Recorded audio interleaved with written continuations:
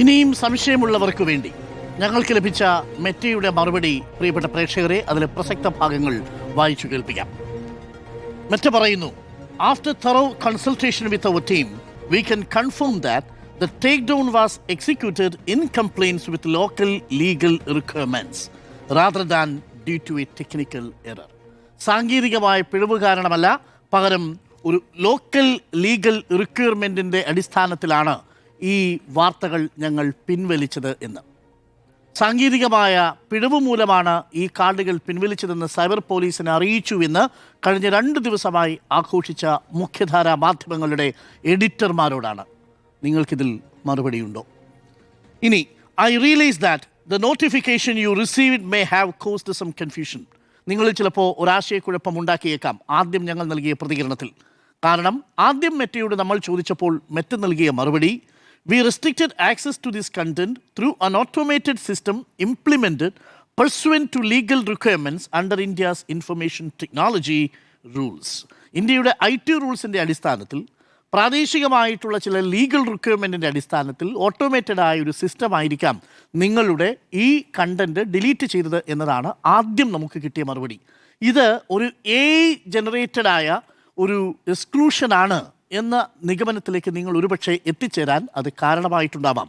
Meta തന്നെ പറയുന്നു, which may have led you to believe that it was an AI-driven decision.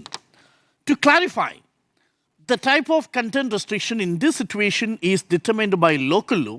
While our team cannot provide further details about the legal order, you can consult website for a more detailed understanding of the process.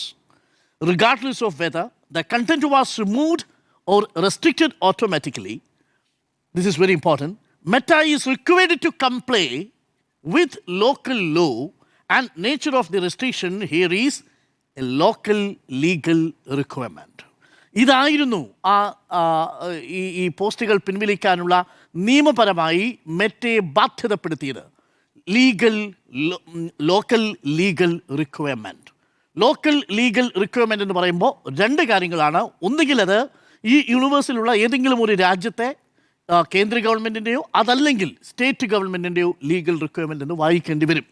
കാരണം ഇതൊരു Jio blocking ആണ് നടന്നിരിക്കുന്നത്. എന്ന് പറഞ്ഞാൽ ഇന്ത്യയുടെ അതിർത്തിയിൽ മാത്രമാണ് ഈ പോസ്റ്റുകൾ ലഭ്യമാകാതെയുള്ളൂ. ആദ്യം തന്നെ മെറ്റ നമ്മളോട് പറഞ്ഞത് ഇത് ഏതെങ്കിലും തരത്തിൽ മെറ്റയുടെ കമ്മ്യൂണിറ്റി ഗൈഡ് ലൈൻസ് ലംഘിച്ചതുകൊണ്ടുള്ള നിരോധനമല്ല എന്നാണ്. എന്ന് പറഞ്ഞാൽ നമ്മളുടെ ഭാഗത്ത് നിന്ന് ആ വാർത്ത കൊടുത്തതിൽ ഒരു കമ്മ്യൂണിറ്റി ഗൈഡ് ലൈനും റിപ്പോർട്ടർ TV ലംഘിച്ചിട്ടില്ല എന്നതാണ്. അങ്ങനെ ലംഘിക്കാതിരിക്കെ ആ പോസ്റ്റുകൾ പിൻവലിക്കണമെങ്കിൽ പിന്നെ ഒരേ ഒരു കാരണം ലീഗൽ റിക്വയർമെൻ്റ് ആണ്. ഇതിവിടെ ഒരു ലോക്കൽ ലീഗൽ റിക്വയർമെൻ്റ് ആണ് എന്ന് തന്നെ മെറ്റ യാതൊരു സംശയത്തിനും ഇടയില്ലാത്ത വിധം പറയുന്നു. Local legal requirement. ഇനി അതിനുശേഷം പറയുന്നു, since the page is based in India, A formal grievance process is necessary. പിന്നീട് എങ്ങനെയാണ് നിങ്ങൾ ആ ഗ്രീവൻസ് പ്രോസസ്സിലേക്ക് പോകേണ്ടതെന്ന് പറയുന്നു. റിപ്പോർട്ടർ ആ വഴിയിൽ പോയി അതിനുശേഷം നമ്മൾ ബോധ്യപ്പെടുത്തിയതിനു ശേഷം ആ പോസ്റ്റുകൾ പുനഃസ്ഥാപിക്കപ്പെട്ട് കിട്ടി. പക്ഷേ കഴിഞ്ഞ മണിക്കൂറുകളിൽ പ്രചരിച്ച വാർത്ത സാങ്കേതിക പിഴവ് കാരണമാണ് ഈ 21 പോസ്റ്റുകളും പിൻവലിച്ചത് എന്നാണ്. ആ വാർത്ത വ്യാജമാണ്. അതെന്തിനങ്ങനെ ഒരു വാർത്ത ചില മാധ്യമങ്ങൾ ചമച്ചു എന്നുള്ളതാണ്. സർക്കാരിനെ പിന്തുണയ്ക്കുന്നവർ പോലും ആ പോസ്റ്റുകൾ ഷെയർ ചെയ്തത് എന്തിനാണെന്നാണ്. നമ്മുടെ നാട്ടിൽ മാധ്യമ സ്വാതന്ത്ര്യം വേണമെന്നൊരു അഭിപ്രായം പ്രിയപ്പെട്ട പ്രേക്ഷകർക്കില്ലേ എന്ന് മാത്രമേ ഞങ്ങൾക്ക് ചോദിക്കാനുള്ളൂ.